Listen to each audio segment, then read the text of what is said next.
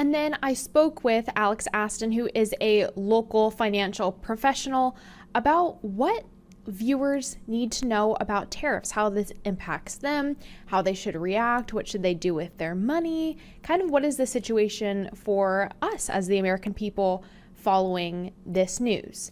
And spoiler alert, I will say that the main takeaway was do not panic. So we'll go ahead and cue up that interview now.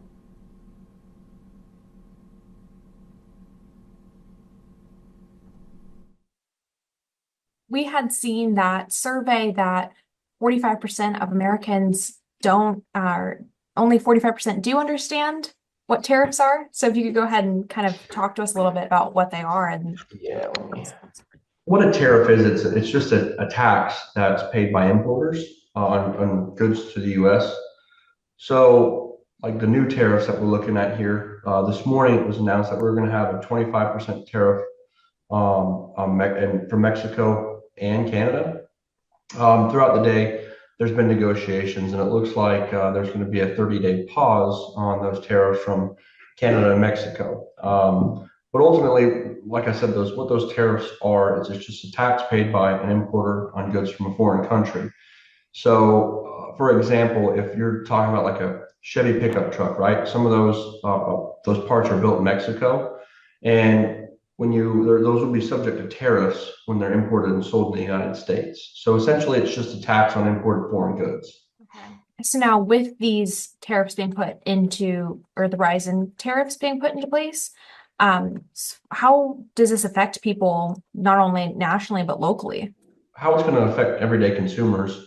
It could certainly have an impact on inflation, right? Because if you have to pay a 25% tax to bring something in the United States, well, you would imagine that price then gets passed on to the consumer. So you may have the big concern is a rise in inflation. And after dealing with that for the last few years, it's really the last thing you want to see with the Fed and interest rates, whether they're on a steady path to cut rates at this point, or at least pause and then cut, but don't see an increase likely. But if inflation seems to be out of control, if that happens again, rates could certainly adjust. But think of like, fruits and nuts. A lot of fruits and nuts that we get here in the U.S. are imported from Mexico. So again, 25% increase on the cost of that, likely to be passed to the consumer. So we'll have to see, how it will impact and what it impacts in particular. But honestly, we think it's being used as a negotiating tactic because, like we've already seen as of this morning, those tariffs were going to be put into place, and then talks have happened between Mexico and Canada and the U.S., and those are put on a hold. And really, I think the main negotiating tactic has to do with the border and certain things that Trump would like to see at the northern border with Canada and the southern border with Mexico. And I think as long as the two can come to an agreement on some of those policies that he's looking for, I think we may avoid that. And so what didn't happen is China, we still have the 10%. I don't think there's any talks or any progression on the additional 10% from Chinese goods. So they're using 10% there. But we already had tariffs in place on China. Now, also areas where it could be infected is, like Amazon. People order a lot of goods off of Amazon, and some of those can be made in China or in other countries where it can certainly affect the cost of those as well. So there certainly is a potential, and the biggest fear about tariffs is a cause of prices to increase for everyday goods and products that we buy here in the U.S. So what do you suggest that people do, or how should they react to kind of offset any kind of inflation? Well, I mean, just like anything, when you're balancing your income and your expenses, we'll have to see how it impacts the U.S., right? If it does cause price increases, maybe you'll have to look areas to where you can maybe cut some spending. Typically, you look at the first places like restaurant spending. Restaurants are extremely expensive to go out and eat. Staying at home is typically much cheaper to do and cook there. Other areas that you could look at might be, some bills, maybe some bills like your car payment or house payment. And those are kind of a little bit more difficult to adjust. So looking at things you may not necessarily need to have or have to have, but they're used with discretionary income or income that after that you paid all your main bills, like your taxes, your insurance, your mortgage, all those types of things. So you look at like I said, going out to eat, even subscriptions to different services. As we know, those subscriptions seems to be going up as companies continue to separate and do their own platform. But creating a budget, if the budget's already tight, it certainly possibly has the potential to get a little bit tighter. Shopping around, looking for deals. Typically, we recommend if you reach out to have something done, like a quote for, say a fence around your house or a quote for anything that you're going to get, reach out to 2, 3, 4 different local places or places that you trust, compare them, because it's likely that there will be price differences between them, and choose the one that is most suitable to what you're able to spend. When it comes to impacting everyday consumers and what they can do, when it comes to your retirement, there's also certain things that you may want to add more exposure to, or maybe pull back some exposure to different areas that are going to be impacted by these goods and services. But the main goal is to avoid any sort of panic, right? We try to tell clients not be emotional investors, because when you invest with your emotions, you tend to make mistakes. So if you need advice or guidance, reach out to your financial professional. Ask them about what they think or suggest as far as these new tariffs go and how they may impact them and their investments. Because that's the number one question I've been getting is, all right, now that Trump's in office, what do we expect to outperform or do well during his administration? And so you look for areas to invest into where we think will have an advantage to, ideally see the portfolio grow over the 4 years that he's in office. So, because our job is to guide them, advise them, and be a steward for their money to where they can use it, whether for income or growth, whatever their needs are. So the news, as we've seen, you're going to typically have in the first 6 months of an administration, you're going to see volatility. Any administration, right? Because you have a lot of new policies put into place fairly quickly. And a lot of those policies that Trump has talked about that he ran on are being implemented quickly. And you're going to see vast changes. Globalization has caused the world to get that information much, much quicker. So you see a lot bigger and faster of a reaction than you have in history. So the market tends to overreact on news like that and adjust. And then, like I said, as of a few minutes ago, we did see that those tariffs are now held off currently on Canada and Mexico. And you're going to likely see markets bode well from that piece of news. I mean, just within 12 hours of down markets and up markets now, because those are being held off.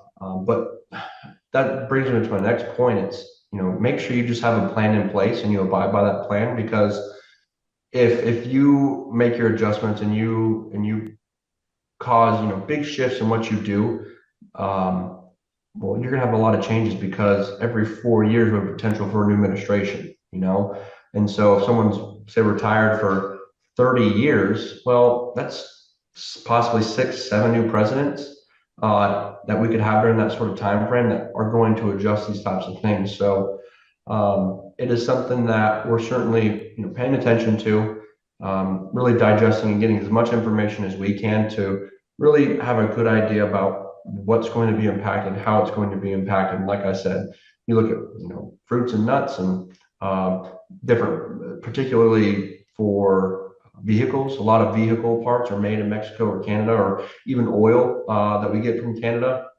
They were going to do an initial 10% tariff on oil, but I believe that's paused as well, along with that 25% on goods. So there are a lot of different impacts depending on what we mainly import from these countries and what they'll impact the most, because they won't have a flat effect on everything, but certainly will be more focused on certain areas depending on where those imports are coming from. So you're kind of saying don't panic, and also talking about the markets. Now, the stock market has fallen today. Should people be concerned? Do you think this is more of a temporary issue, or is this kind of a long-term situation? Yeah, so as far as the stock market goes, I wouldn't take one day into a down market into account for a panic, because there's still more information that needs to come out. Like we saw in just today, the markets were down pretty sharply when the markets opened this morning, And then as we heard more news about negotiations going on, you started to see the markets recover. So as far as markets go, yeah, they were down pretty sharply today, this morning. And then as we got that news about the negotiations going into place with Canada and Mexico as far as those tariffs go, and those being paused for 30 days, you saw the market recover from those lows.